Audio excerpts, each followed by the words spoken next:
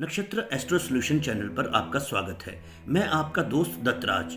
मेरे चैनल से जुड़ने के लिए सब्सक्राइब ऑप्शन पर क्लिक कीजिए। अगर आप चाहते हैं कि मेरी वीडियो अपलोड होते ही आपके पास मैसेज आ जाए, नोटिफिकेशन आ जाए, तो बेल आइकॉन को भी ऑन कर दीजिए। दोस्तों, पिछली वीडियो में हमने देखा कि ज्योतिष सीखने के लिए बेसिक चीजें क्या क्या होती हैं। बेसिक चीजें होती हैं ग्रह, राशियां और भाव। भाव जाने की घर और उन भावों से मिलने वाले फल। दोस्तों, पिछली वीडियो अगर आपने मेरी नहीं देखी तो मैं डिस्क्रिप्शन में लिंक दे दूंगा, तो आप उसको जरूर देखिए, क्योंकि कुंडली आपको देखनी तभी आएगी अगर आप सीरीज में सारी वीडियोस देखेंगे। दोस्तों, आज हम सीखेंगे कि कुंडली कैसे देखी जाती है। दोस्तों, जैसा कि आपको मैंने बताया कि कुल राशियां 12 होती हैं और उन राशियों की पहचान नंबरों से होती है, जैसे 1, 2, 3, 4, 5, 6, 7, 8, 9, 10, 11 और 12। जो हमारी मेष राशि है उसे हम 1 नंबर से पहचानते हैं और वृष राशि को 2 नंबर से पहचानते हैं। अगर कुंडली के किसी भी भाव में 1 लिखा है तो इसका मतलब यह है कि वहां मेष राशि बैठी है, मेष राशि स्थित है। अगर कहीं 2 लिखा है तो वृष राशि है, 3 लिखा है तो मिथुन, 4 लिखा है तो कर्क, 5 लिखा है सिंह, 6 तो कन्या। इसी तरह से 12 की 12 राशियां मेष, वृष, मिथुन, कर्क, सिंह, कन्या, तुला, वृश्चिक, धनु, मकर, कुंभ और मीन। 1 से लेके 12 तक ये सारी गिनती, ये सारे नंबर इनके होते हैं। 1 नंबर मेष राशि है तो 12 नंबर मीन राशि है, 10 नंबर मकर राशि है, 9 नंबर धनु राशि है। इसी तरह से राशियों को हम इनके नंबरों से पहचानते हैं। मान लीजिए हमें किसी भी भाव में कन्या राशि लिखना है तो क्या लिखेंगे? इसमें से देखेंगे छठे नंबर पे कन्या राशि है, तो हमें कहीं भी किसी भाव में कन्या राशि लिखनी है तो हम 6 नंबर लिखेंगे। ये अब हमें खुद ही समझना है कि 6 नंबर लिखा है तो कन्या राशि है। अगर हमें 4 नंबर लिखना है या 4 नंबर लिखा हुआ है तो इसका मतलब है कि 12 राशियों में से चौथे नंबर की राशि यानी कि कर्क राशि यहां पर स्थित है। दोस्तों, जैसा कि मैंने आपको बताया, ये होती है लग्न कुंडली और इसमें कुल 12 भाव होते हैं, 12 घर होते हैं। पहला, दूसरा, तीसरा, चौथा, 5वां, 6वां, 7वां, 8वां, 9वां, 10वां, 11वां और 12वां। ये जो घर होते हैं ये फिक्स होते हैं, इनकी स्थिति हमेशा फिक्स रहती है। चाहे हम कितनी भी कुंडलियां ले लें तो इनकी जो स्थिति रहेगी वो फिक्स ही रहेगी। अब हम क्या करते हैं, इसमें कुछ गिनतियां लिखते हैं।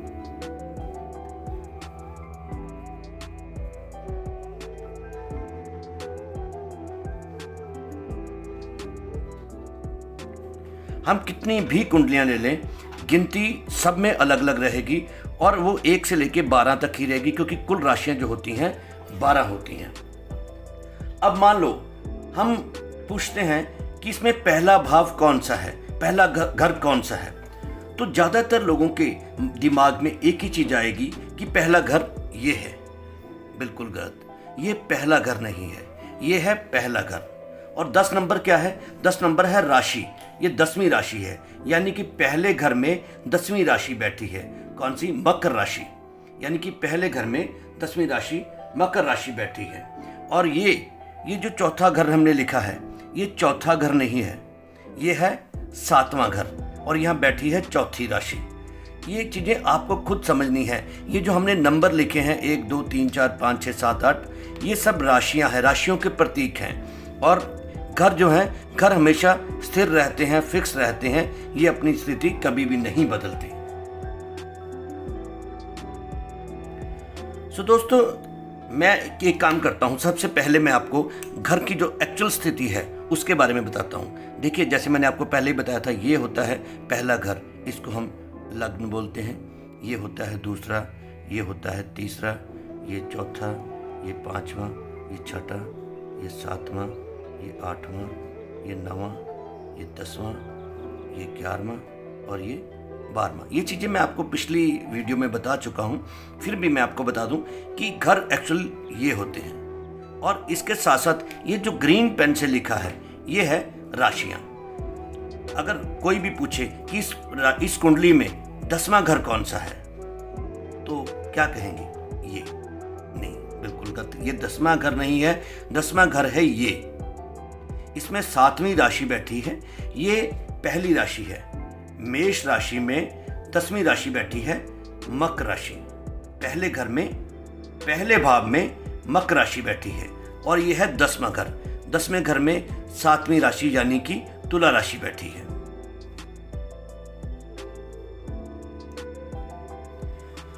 किसी भी कुंडली में जो ये नंबर लिखे होते हैं, इनसे हम ग्रहों का विचार करते हैं। जैसे मैंने आपको बताया कि पहले भाव में 10वीं राशि यानी कि मकर राशि यानी कि शनि देव बैठे हैं। अब मान लो हमें घर का विचार करना है।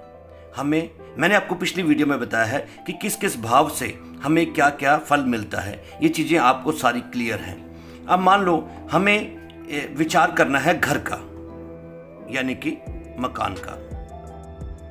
हमें देखना है कि मकान लेना है या हमारा मकान बनेगा या नहीं बनेगा। हमें मकान की प्रॉपर्टी की हमारी लाइफ में कहीं है एग्जिस्टेंस या नहीं है।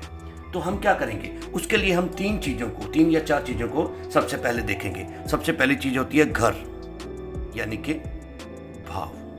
फिर हम देखेंगे उसमें ग्रह कौन सा बैठा है। फिर हम देखेंगे उसमें राशि कौन सी बैठी है। फिर उसके बाद देखेंगे उसमें राशि का स्वामी, ग्रह का स्वामी कौन सा है। तो मान लो इस घर से हम इस घर की बात करते हैं, इस घर से चौथे घर से हम देखते हैं मकान का, घर का विचार करते हैं। तो उसमें हम सबसे पहले देखेंगे कि घर कौन सा है, चौथा है, और उसमें ग्रह कौन सा बैठा है। उसके बाद उसमें राशि कौन सी बैठी है और राशि का स्वामी कौन सा बैठा है। ये सारी चीज़ें समझकर टोटल जो हम रिजल्ट निकालेंगे उससे हमें घर का भाव पता चलेगा कि घर हमारी किस्मत में है या नहीं है, बनने वाला है नहीं बनने वाला है, कितनी देर में बनेगा, कैसे बनेगा। तो ऐसे हम सब देखते हैं। एक मैंने आपको बताया था कि ये जो हमारी लग्न कुंडली है यही हमारी मेन कुंडली है। इसके अलावा भी हमारी 16 और कुंडलियां होती हैं जिसके बारे में आगे आने वाली वीडियोस में जानेंगे। तो एक बात आप समझ लें कि आपकी ये लग्न जो कुंडली है ये आपकी लाइफ का होल सोल। एक्चुअली क्या होता है कि जब आपका जन्म होता है उस समय जो भी ग्रह गोचर कर रहे होते हैं ब्रह्मांड में वो पूरी तरह से यहाँ छप जाते हैं। उसको कहते हैं लग्न कुंडली। दोस्तों इसके बाद मैं एक बहुत ही अहम चीज आपको बताने जा रहा हूं, वो है मित्र ग्रह और शत्रु ग्रह कौन कौन से होते हैं। अगर आपने मित्र और शत्रुता को समझ लिया तो आप इस कुंडली को पढ़ना बहुत ही आसानी से सीख जाएंगे। यह मैं एक चार्ट बनाने जा रहा हूं जिससे आपको इजीली समझ आ जाएगा कि मित्र ग्रह कौन से होते हैं और शत्रु ग्रह कौन से होते हैं। सबसे पहले हम लिखते हैं देव ग्रह, फिर लिखते हैं दानव ग्रह, और बीच में हम लोग एक एरो बनाया मैंने। ये एरो क्या है मैं ये अभी आपको कुछ देर में आपको समझ आ जाएगा। सबसे पहले लिखता हूं मैं यहां पे मंगल देव, उसके बाद चंद्रदेव, उसके बाद सूर्य देव, उसके बाद बृहस्पति देव। तो ये हो गए हमारे देव ग्रह। इसके बाद मैं लिखता हूं दानव ग्रह। सबसे पहले शुक्र ग्रह, मैंने बताया आपको ये शुक्र देव जी हैं, ये शुक्राचार्य हैं, दानवों के गुरु हैं ये। उसके बाद शनि देव, उसके बाद राहु देव, उसके बाद केतु देव। ये जो एरो है यहां हम लिखेंगे बुध देव। अब इसमें देखने वाली एक चीज है कि ये जो आपस में ग्रह हैं, देव ग्रह हैं, मंगल देव, चंद्रदेव, सूर्य देव और बृहस्पति देव, ये आपस में अति मित्र हैं। और ये ग्रह जो दानव ग्रह हैं आपस में, शुक्र देव, शनिदेव, राहु देव और केतु देव, ये आपस में अति मित्र हैं। और ये बुध देव जो हैं, बुध देव, मंगल देव और चंद्रदेव, इनके साथ इनकी शत्रुता है, ये इनके शत्रु हैं। और सूर्य देव और बृहस्पति देव के ये मित्र हैं। बुध देव, मंगल देव और चंद्रदेव के शत्रु हैं और सूर्य देव और बृहस्पति देव के मित्र हैं। और दानवों की लिस्ट में ये सबके मित्र हैं। बुधदेव जो है, दानव ग्रह जो है, इनके शुक्र, शनि, राहु और केतु के मित्र हैं। और ये सारे ग्रह जो हैं, ये देव ग्रह और दानव ग्रह आपस में अति शत्रु हैं, एक दूसरे के दुश्मन हैं। एक बार दोबारा से समझ लीजिए, देव ग्रह हैं मंगल देव, चंद्रदेव, सूर्यदेव और बृहस्पति देव, और दानव ग्रह हैं शुक्रदेव, शनिदेव, राहुदेव और केतुदेव। और बुधदेव जो हैं वो बीच में मैंने इसलिए लिखा है क्योंकि ये जो दानव ग्रह हैं उन सबके साथ इनकी अति मित्रता है, इनके साथ अति मित्र हैं। और जो देवताओं के जो ग्रह हैं उनमें मंगल देव और चंद्रदेव के ये शत्रु हैं, और सूर्य देव और बृहस्पति देव के ये मित्र हैं। तो ये जो सिस्टम है, इससे आगे वाली जो चीजें हैं वो आपको क्लियर होंगी। अब मान लो आपकी इस लग्न कुंडली में पहले हाउस में 1 नंबर लिखा है, तो इसका मतलब ये हुआ कि इस राशि, इस कुंडली के इस भाव में मेष राशि है, यानी कि इसके स्वामी है मंगल देव, तो ये घर मंगल देव का हो गया। और 2 नंबर लिखा है यहाँ पे, और यहाँ पे वृष राशि यानी कि शुक्र देव इस भाव के मालिक हो गए। ये जरूरी नहीं है कि ऐसा ही होगा, हर कुंडली में ये अलग अलग लिखा हो सकता है। ऐसा नहीं है कि यहाँ 1 लिखा हो, वहाँ 2 लिखा हो, यहाँ 3 लिखा हो सकता है, 5 लिखा हो सकता है, 7 लिखा हो सकता है। अलग अलग कुंडली में अलग अलग ही लिखा हो सकता है। तो अगर मान लो यहाँ 1 नंबर लिखा है, तो इसका मतलब ये होगा कि इस भाव के जो स्वामी हो गए वो हो गए मंगल देव। तो मंगल देव यानी कि आदमी का जो चरित्र होगा थोड़ा गुस्से वाला होगा, थोड़ा सा सेपरेट रहने वाला होगा, अलग अलग सा रहेगा बंदा। मंगल देव अगर पहले घर में बैठे हैं तो हो सकता है जातक मांगलिक भी हो, लेकिन मंगल देव इस स्थिति में से अच्छे रिजल्ट ही देंगे। वो कैसे, वो मैं आपको आगे अभी समझाता हूँ। इसके बाद ये दूसरा घर है धन स्थान, वाणी स्थान, इसके स्वामी है शुक्र देव, इसके बारे में भी हम अभी डिस्कस करते हैं। तीसरा घर है मिथुन यानी कि बुध देव का, और बुध देव जो है मंगल देव के यहाँ देखिए अति शत्रु हैं। तो इनको जो घर दिया गया है वो अच्छा घर नहीं दिया गया, इनको घर दिया गया मेहनत वाला, मेहनत करेंगे लेकिन उसने अच्छे रिजल्ट नहीं आएंगे। तो इसी तरह से ये चौथा घर जो है ये है चंद्रदेव का।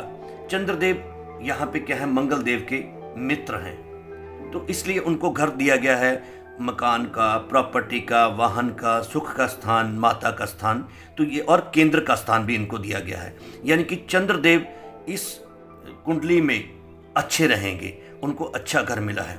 अब 5वें घर की बात करते हैं, तो 5वां घर जो है ये है सूर्यदेव का घर।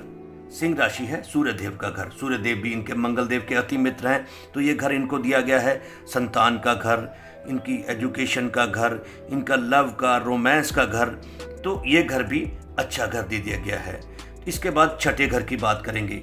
छठा घर जो है वो है कन्या राशि यानी कि बुधदेव जो है वो मंगल देव के अति शत्रु हैं, इसलिए इनको ये घर भी अच्छा घर नहीं मिला। इनको देखो तीसरा घर वो भी अच्छा घर नहीं मिला है, और छठा घर है वो भी बुधदेव को अच्छा नहीं दिया गया क्योंकि ये मंगल देव के शत्रु हैं। इसके बाद सातवां घर है शुक्रदेव यानी कि तुला राशि, शुक्रदेव का घर। और शुक्रदेव जो है वो ये दूसरे और 7वें घर की जो बात है ये मैं आगे बात करता हूँ, इसके बारे में अभी बताता हूँ, इसके बारे में आगे डिस्कस करते हैं।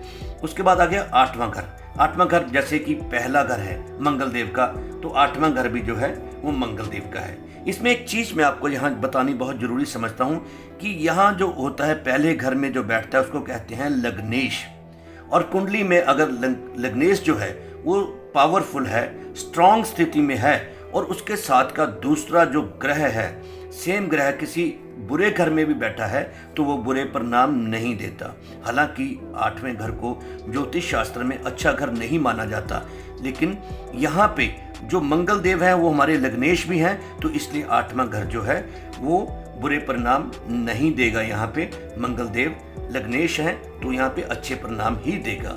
उसके बाद आ जाती है 9वें घर की, 9th हाउस की बात करेंगे। 9th हाउस है धनु यानी कि बृहस्पति देव मंगल देव के अति मित्र हैं, तो ये भाव भी अच्छा हो गया। उनको घर दिया त्रिकोण का घर। मैंने आपको पहले भी बताया था कि त्रिकोण का घर जो होता है बहुत पावरफुल घर होता है, बहुत स्ट्रांग घर होता है, तो उनको घर मिला है भाग्य स्थान, उनको घर मिला है धर्म का स्थान, उनको मिला है फॉरेन टूर्स वगैरह का घर। तो इसी तरह से आगे आ गया 10वां और 11वां घर। 10वां और 11वां घर है, ये है शनिदेव का घर। शनिदेव हालांकि मंगल देव के शत्रु हैं, लेकिन इनको घर बहुत अच्छे मिले हैं। इनको एक मिला है हमारे प्रोफेशन का घर, हमारा कर्म स्थान, और दूसरा मिला है लक्ष्मी स्थान। एक है केंद्र स्थान, एक है त्रिकोण का स्थान। और इस वजह से, क्योंकि ये लक्ष्मी स्थान है, ये प्रोफेशन हमारे कर्म का, हमारे काम का स्थान है, तो शनिदेव यहाँ पे क्या हो गए, यहाँ बुरे परिणाम नहीं देंगे, शनिदेव यहाँ सम हो जाएंगे। यानी कि अच्छे परिणाम दें या ना दें, लेकिन बुरे परिणाम नहीं देंगे। हालांकि केंद्र का स्थान है, इसलिए अच्छे स्थान भी, अच्छे जो उसके फल हैं वो भी देंगे। इसी तरह से ये 12वां भाव है। अब 12वां भाव जो है ज्योतिष शास्त्र के अनुसार 6, 8वां और 12वां ये घर अच्छे नहीं माने जाते। लेकिन जब एक कोई भी ग्रह, उसकी एक राशि, एक ग्रह कहीं त्रिकोण में बैठा है और दूसरा बुरे भाव में भी बैठा है, तो वो जो घर है, वो जो ग्रह है, वो बुरे परिणाम नहीं देगा, क्योंकि बृहस्पति देव यहाँ भी बैठे हैं। यहाँ बैठने की वजह से इस घर में वो बुरे परिणाम नहीं देंगे। अब दूसरे और 7वें घर की बात करते हैं। दूसरा और 7वां घर है शुक्रदेव का। शुक्रदेव क्योंकि दानवों के गुरु हैं, शुक्राचार्य हैं, इसलिए ये घर भी बहुत अच्छे परिणाम नहीं देंगे। अब मैं बात करूंगा इस कुंडली में कौन कौन से ग्रह अच्छे हैं, यानी कि जब भी उनकी दशा महादशा चलेगी तो सदैव अच्छे परिणाम देंगे। तो वो कौन कौन से हैं घर, वो है 1, 4, 5, 7, 9 और 10, यानी कि केंद्र और त्रिकोण के घर।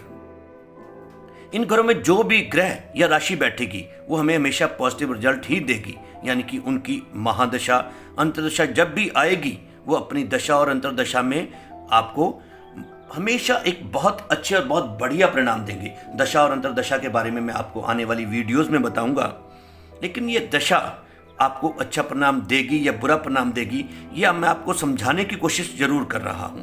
देखिए, इस लग्न कुंडली के अंदर सबसे इंपॉर्टेंट जो है वो है लग्नेश, यानी कि पहला जो घर होता है, जो लग्न होता है, उसका जो स्वामी होता है, जो राशि, जो सबसे पहला नंबर यहाँ लिखा होता है, वो होता है लग्नेश। वो सबसे पावरफुल घर होता है, वो सबसे पावरफुल डिपार्टमेंट होता है, सबसे पावरफुल ग्रह होता है, वो मालिक होता है इस कुंडली का, होल सोल मालिक होता है। तो देखिए, इस कुंडली में यह है मेष लगन की कुंडली।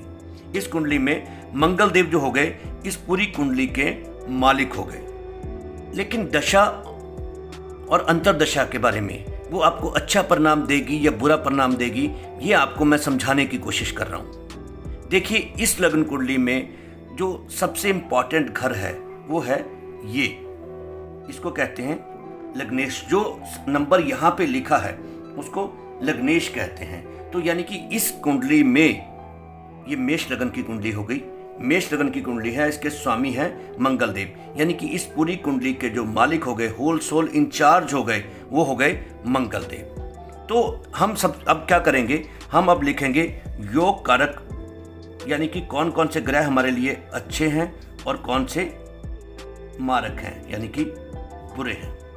तो मंगल देव हमारे लिए क्या हो गए, योग कारक। इस कुंडली के अनुसार लग्नेश जो होगा वो हमेशा ही हमारे लिए योग कारक होगा। अब आता है दूसरा घर। दूसरा घर आता है शुक्रदेव का, दूसरा और 7वां घर ये होता है शुक्रदेव का। शुक्रदेव है दानवों के गुरु शुक्राचार्य जी। वो बिल्कुल इस जो मंडली है इसके बिल्कुल उल्ट हो गए। तो शुक्रदेव क्या हो गए, या हमारे लिए मार्ग हो गए। यानी कि शुक्रदेव की जब भी इस लगन कुंडली में, मेष लगन कुंडली में जब भी शुक्रदेव की दशा महादशा आएगी, तो शुक्रदेव हमेशा बुरे परिणाम देंगे, आपको परेशान करेंगे। उसके बाद तीसरा घर जो हो गया, तीसरा और छठा घर, ये हो गया बुध देव का। बुध देव क्या है, मंगल देव के अति शत्रु हैं। तो बुध देव भी क्या हो गए, ये मारक ग्रहों की लिस्ट में आ गए।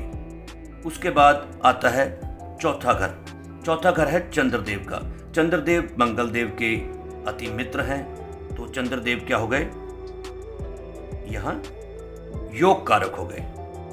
उसके बाद 5वां घर है सूर्यदेव का, और सूर्यदेव भी मंगलदेव के अति मित्र हैं, तो सूर्यदेव भी क्या हो गए, यहां योग कारक ग्रह हो गए। इसके बाद 8वें घर की बात करेंगे, क्योंकि 6ठा घर बुधदेव का है, 7वां शुक्रदेव का है, 8वां घर है मंगलदेव का। तो मंगलदेव हम ऑलरेडी यहाँ लिख चुके हैं, मंगलदेव हमारे लिए योग कारक हैं। उसके बाद 9वां घर हो गया ये बृहस्पति देव का। बृहस्पति देव भी मंगलदेव के अति मित्र हैं, तो बृहस्पति देव भी यहाँ पे क्या हो गए, योग कारक हो गए। इसके बाद 10वां और 11वां घर, ये दोनों घर हैं शनिदेव के। तो शनिदेव मैंने आपको बताया कि इस कुंडली में, इस लग्न कुंडली में, मेष लग्न कुंडली में समग्रह होते हैं, लेकिन उनको केंद्र का स्थान मिला है, इसलिए ये भी योग कारक ग्रहों में हम इनको लिख लेंगे। 12वां घर फिर से बृहस्पति देव का है, और बृहस्पति देव हमारे लिए योग कारक हैं। तो इस लगन कुंडली में, मेष लगन की कुंडली में हमारी ये योग कारक कौन कौन से हो गए, मंगलदेव, चंद्रदेव, सूर्यदेव, बृहस्पति देव और शनिदेव। जब जब इन ग्रहों की दशा और अंतर्दशा आएगी तो ये हमें बहुत अच्छे परिणाम देंगे, और जब जब शुक्रदेव और बुधदेव की दशा महादशा आएगी ये हमें बुरे परिणाम देंगे, बहुत ज्यादा परेशान करेंगे मेष लगन की कुंडली के जातक को। तो आप इस चीज को समझिए, कौन सी राशि किस घर में बैठी है, वो मित्र है या शत्रु है। इसके अकॉर्डिंग मित्र की लिस्ट सामने आ गई, शत्रुओं की लिस्ट सामने आ गई। कौन से ग्रह अच्छे परिणाम देंगे, कौन से ग्रह बुरे परिणाम देंगे, उसके अकॉर्डिंग आप अपनी कुंडली को रीड कर सकेंगे। अब मैं आपको एक एग्जांपल और देता हूं। मान लीजिए यहां चंद्रदेव 6ठे घर में आके बैठ गए। हालांकि चंद्रदेव अच्छे ग्रहों की लिस्ट में आते हैं, इन्हें अच्छे परिणाम देने वाले माना जाता है।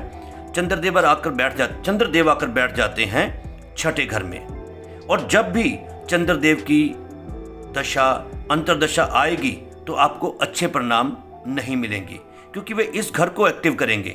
लिस्ट के अकॉर्डिंग तो ये योग कारक हैं, अच्छे हैं, लेकिन इन्हें अच्छे घर में बैठना भी जरूरी है, तभी ये अच्छे परिणाम दे सकेंगे।